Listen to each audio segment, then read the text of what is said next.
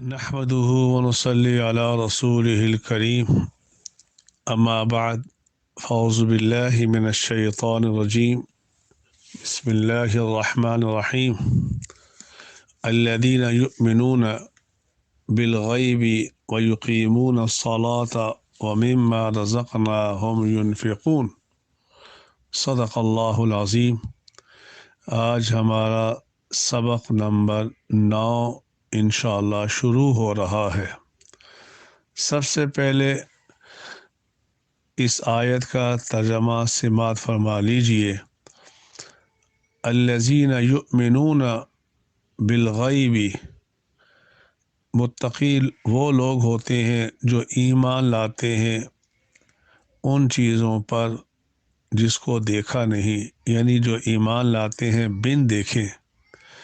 وَمِمَّا رَزَقْ وَيُقِيمُونَ الصَّلَاةَ، اور وہ نماز قائم کرتے ہیں۔ وَمِمَّا رَزَقْنَاهُمْ يُنْفِقُونَ، اور جو کچھ ہم نے ان کو رزق دے رکھا ہے اس میں سے وہ خرچ کرتے ہیں۔ پھر ترجمہ سماعت فرما لیجئے۔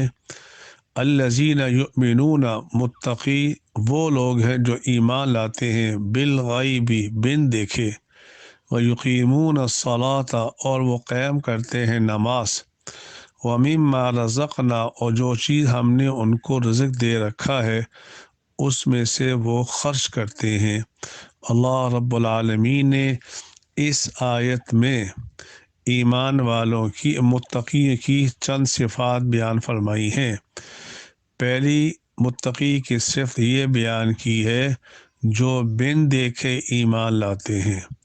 دوسری متقیوں کی صفت یہ بیان کی ہے جو نماز قائم کرتے ہیں۔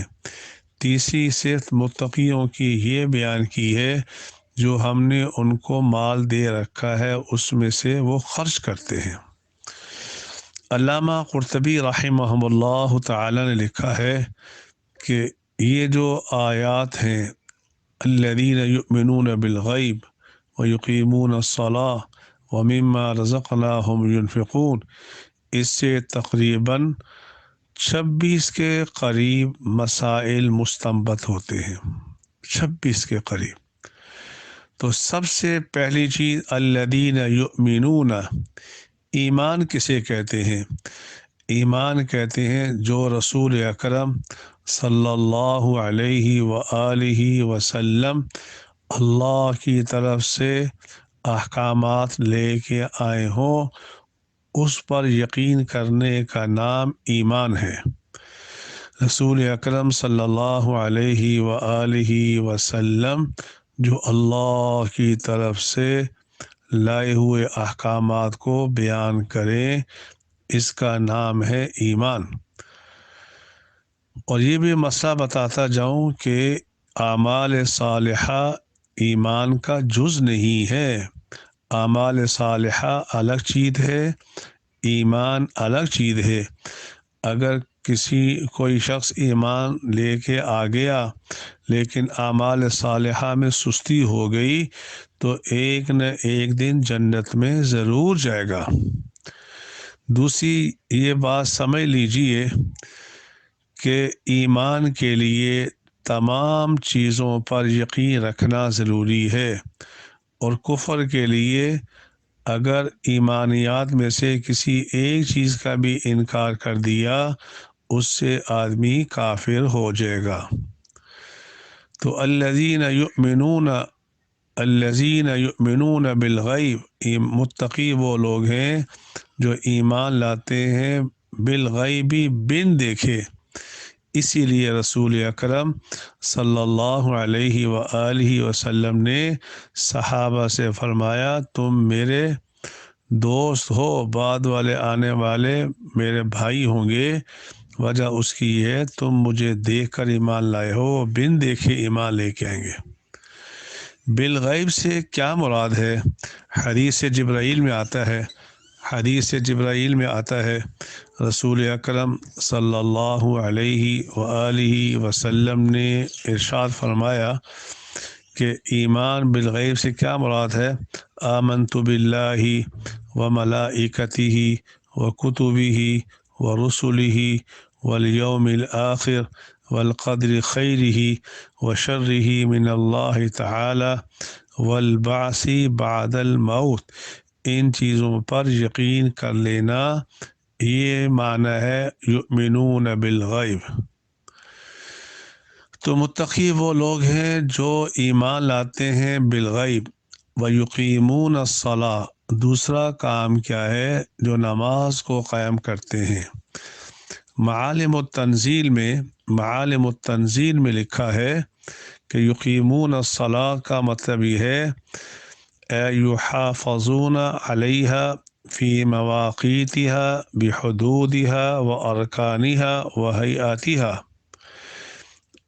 اقام الصلاۃ کہتے ہیں جس کے اندر ایسی نماز جس کے اندر فرائض، واجبات، سنن، مستحبات اور اس کی تمام حدود کو ملحوظ خاطر رکھتے ہوئے جو نماز ادا کی جاوے، ایسی نماز کو کہتے ہیں یقیمون الصلاۃ۔ آگے وَمِمَّا رَزَقْنَاهُمْ يُنْفِقُونَ، اور جو ہم نے ان کو رزق دے رکھا ہے وہ اس میں سے خرچ کرتے ہیں، جو ہم نے ان کو رزق دے رکھا ہے اس میں سے وہ خرچ کرتے ہیں۔ یہ بتاتا جاؤں، خرچ کرنے کے مصارف شریعت نے 7 بیان کیے ہیں۔ زکوٰۃ ہے، صدقۃ الفطر ہے، خیرات ہے، اپنے مال کو وقف کر دینا مساجد کے لیے، مدارس کے لیے، اسی طرح 5واں مصرف حج ہے، جہاد ہے، اور 7واں مصرف نفقات واجبہ ہے، جیسے کہ اپنے اہل و عیال کا خرچہ، اپنی بیوی کا خرچہ، اپنے محارم کے خرچے میں مال خرچ کرنا۔ یہ 7 مصارف ہیں جس کو قرآن نے اس میں اجمالاً ذکر کیا۔ وَمِمَّا رَزَقْنَاهُمْ يُنْفِقُونَ، جو ہم نے ان کو رزق دے رکھا ہے وہ اس میں سے خرچ کرتے ہیں۔ اور بعض علماء نے عجیب اس کی وضاحت کی ہے، فرمایا یہاں رزق سے مراد باطنی اور معنوی رزق مراد ہے، یعنی علم مراد ہے۔ وَمِمَّا رَزَقْنَا، یعنی وہ لوگ جن کو ہم نے علم کی نعمت دے رکھی ہے، ينفقون، وہ انسانیت کے نفع کے لیے پورے عالم میں اس علم کو پھیلانے کے لیے اپنے آپ کو خرچ کرتے ہیں۔ اور رسول اکرم صلی اللہ علیہ وآلہ وسلم نے فرمایا، سب سے غالباً حضرت ثوبان رضی اللہ تعالی عنہ کی روایت کہ حضور اکرم صلی اللہ علیہ وسلم نے فرمایا، افضل دینار، سب سے بہترین دینار وہ ہے جو انسان اپنے گھر والوں پہ خرچ کرے، اپنی سواری پر، اور یعنی وہ سواری جو اللہ کے راستے میں جہاد کے لیے ہو، وعلی اصحابہ فی سبیل اللہ، یا ان لوگوں پہ خرچ کرے جو اللہ کے راستے میں اللہ کے دین کی سر بلندی کے لیے کوشش کر رہے ہیں۔ اور یہ بھی مسئلہ بتاتا جاؤں، رب العالمین نے یہ جو فرمایا وَمِمَّا رَزَقْنَاهُمْ يُنْفِقُونَ، یہاں من لے کے آئے، من تبعیض کے لیے ہوتا ہے، اشارہ کر دیا، دیکھنا سارا مال نہ خرچ کر دینا، اپنے اہل و عیال کے لیے بھی مال کو چھوڑنا، یہ بھی آپ کی ذمہ داری میں سے ہے۔ تو کیا فرمایا وَمِمَّا رَزَقْنَاهُمْ يُنْفِقُونَ، جو ہم نے ان کو رزق دے رکھا ہے اس میں سے کچھ مال خرچ کرتے ہیں۔ سارا مال خرچ کر دینا، اپنے اعزا اقربا، اپنی اولاد کو غریب چھوڑ دینا، تنگ دست چھوڑ دینا، یہ مناسب نہیں ہے۔ اور ایک اہم مسئلہ بتاتا جاؤں، وَمِمَّا رَزَقْنَا، رزق کسے کہتے ہیں؟